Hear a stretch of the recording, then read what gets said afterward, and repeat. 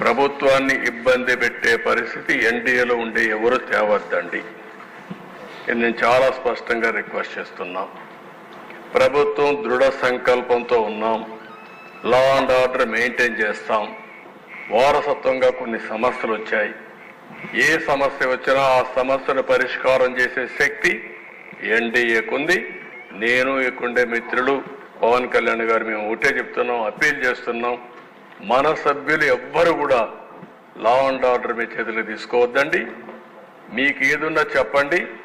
డెమాన్స్ట్రేటివ్గా act చేసి ఈ రాష్ట్రంలో లా అండ్ ఆర్డర్కి విఘాతం కలిగించే వ్యక్తి ఏ స్థాయిలో ఉన్నా సరే పనిష్ చేసే బాధ్యత మాదని మరొక్కసారి అందరికీ ఇప్పటికే కొంత మెరుగైంది. ఆవేశాలు ఉన్నాయి, ఒకరోజు ఆవేశాలు పోవు. బాధ ఉంది మనసులో చాలా. ఓసారి మీకు అవే జ్ఞాపకం కూడా వస్తూ ఉంటాయి. ఎందుకంటే మీకు జరిగిన అన్యాయం తలుచుకుంటారు. మీ కింద ఉండే కార్యకర్తలు వచ్చి వాళ్ళు కూడా బాధపడతారు. నాకు ప్రాణ సమానమైనటువంటి కార్యకర్తలు పోగొట్టుకున్నాను నేను. అందుకనే మీరు చూసి చంద్రయ్య కేసులో నేనే పాడి మోసాను. నేను మర్చిపోగలుగుతాను ఆ సంఘటన, నా జీవితంలో మర్చిపోలేను. ఎందుకు అతను చేసినటువంటి త్యాగం అది. అలాంటి వాళ్ళందరూ ఉన్నారు, వాళ్ళు మన ముందర కనపడిస్తూ ఉంటారు. కానీ మనకు ఒక బాధ్యత కూడా ఉంది.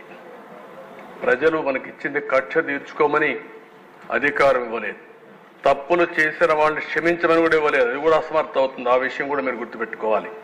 తప్పు చేసిన వాళ్ళని శిక్షించాలి, అదే సమయంలో కక్ష తీర్చుకోవాలి, పొలిటికల్ విక్టిమైజ్ చేయాలి అనేది పెట్టుకుంటే మాత్రం దాన్ని ఏమాత్రం కూడా కరెక్ట్ కాదు.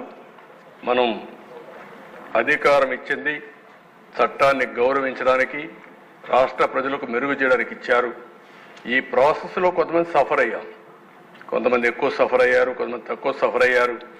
మొన్నటి వరకు ఎప్పుడూ ఊహించినటువంటి, ఎప్పుడూ సినిమాల్లో హీరోగానే కొట్టడమే తెలిసిన పవన్ కళ్యాణ్ గారు కూడా రోడ్డు మీద పడుకోవాల్సి వచ్చింది.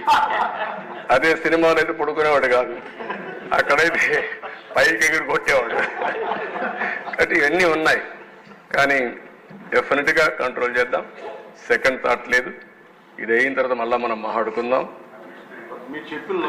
కమిషన్ కూడా నేను ఆలోచిస్తాను, ఏ విధంగా వేయాలి అనేది కూడా ఆలోచించుకొని నేను అన్ని స్టడీ చేసుకొని అవసరమైతే క్యాబినెట్లో అయితే మాట్లాడతాను, మాట్లాడి యాక్షన్ తీసుకుంటాం.